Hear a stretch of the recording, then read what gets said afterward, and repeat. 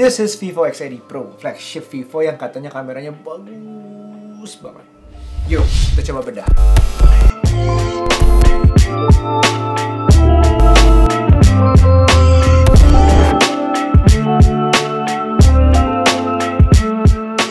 Vivo X70 Pro kemarin aja boleh dibilang cukup ngagetin ya hasilnya. Jadi penasaran X80 Pro ini bisa apa lagi?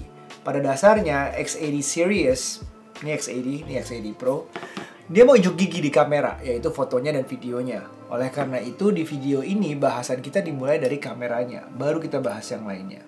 Secara hardware, Vivo X80 Pro ini memiliki 4 kamera belakang dan 1 kamera depan. 4 kamera belakangnya ada 50 megapiksel ultra sensing GNV sensor, 48 megapiksel wide angle kamera dan 12 megapiksel untuk telefoto dan 8 megapiksel periscope.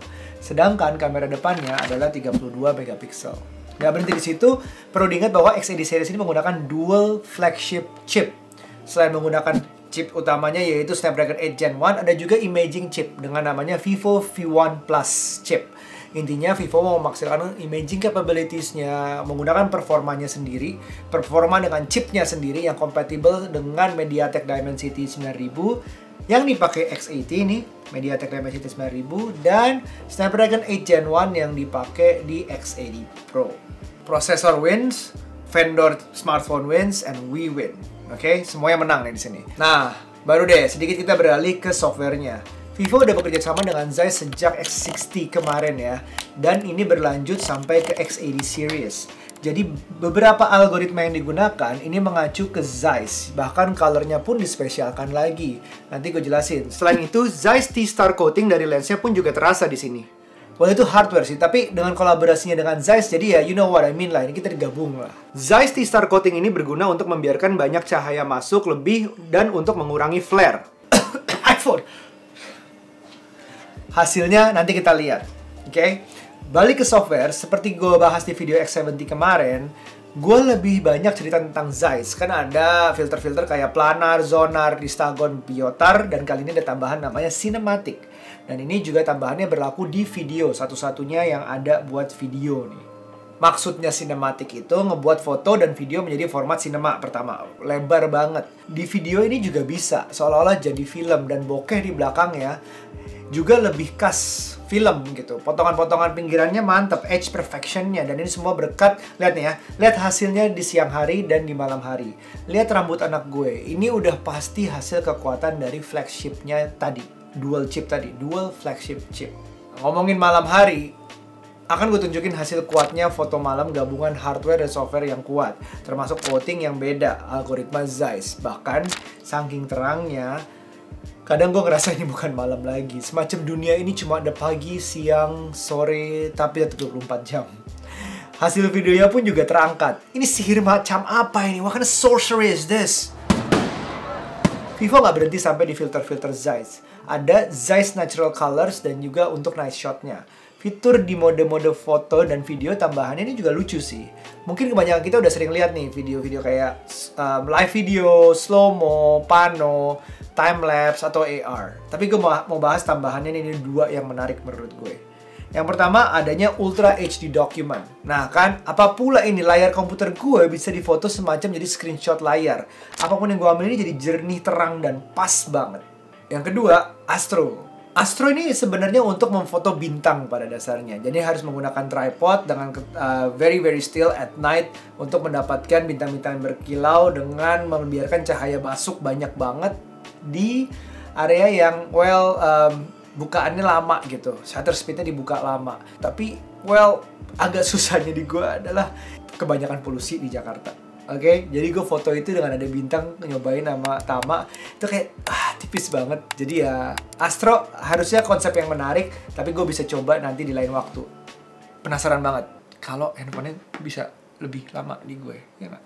Kelihatan kan, sepertinya Vivo tuh niat banget dedikasi di kameranya, baik itu foto atau video. Tampaknya kerjasama dengan Zeiss sudah di-upgrade terus gitu.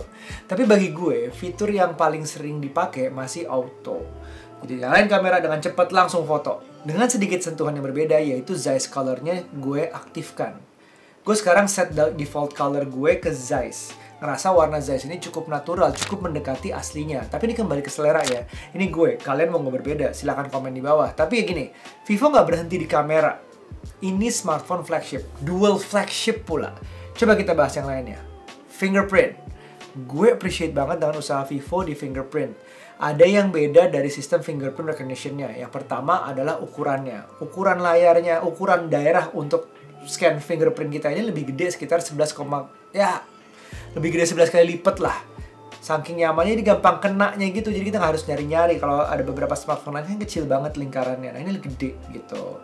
Nah terus tahu kan, kalau kita biasanya baru ganti HP, kita harus daftarin fingerprint kita, terus harus berkali-kali. Sampai mikir, aduh ribet banget sih daftarinnya, belum kalau mau jempol kedua, jempol kiri gitu.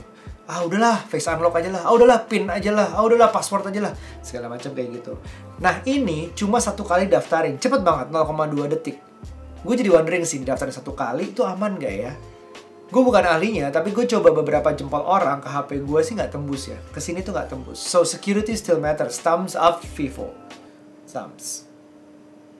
Yang lain juga secara desain. Desainnya itu berkelas. Daerah kameranya memang besar dan merata. Artinya nggak ada lagi tuh goyang-goyang saat ketik di meja. Rata kan? Tapi yang paling kali ini beda, gue appreciate justru desain casing bawaannya. Yang justru baru kali ini gue lihat casing bawaan sebagus gini. Kayak leather gitu, di belakang pada bukan leather. Bikin HP-nya lebih bagus lagi. I mean this is so good as a casing bawaan. Oke, yang gue agak bingung sebenarnya penempatan kamera periskopnya yang di pojok bawah sini. Ya kenapa nggak juga kamera semua dikumpulin 4 sini, Zeiss-nya taruh bawah. Wah ganggu kan bun? Gimana? Apa gue aja yang ngerasa kayak gini? Gak penting kalian, tapi geser gitu. Overall ini smartphone yang bagus sih. Seandainya ada pilihan 512 GB ya atau lebih 1 tera, mungkin gue boleh bilang ini nggak kemahalan. Tapi X80 di 11,9, X80 Pro di 15,9 sih ya, karena ya emang flagship segitu. Apalagi flagship dengan kamera yang kualitasnya kayak gini. The camera is good, the design is nice, the fingerprint touch is everything is the cherry on top. Menurut gue harga segitu makes sense. Nah, sekarang pertanyaannya, menurut lo gimana? Sampai ketemu di video berikutnya. Bye now. Be nice.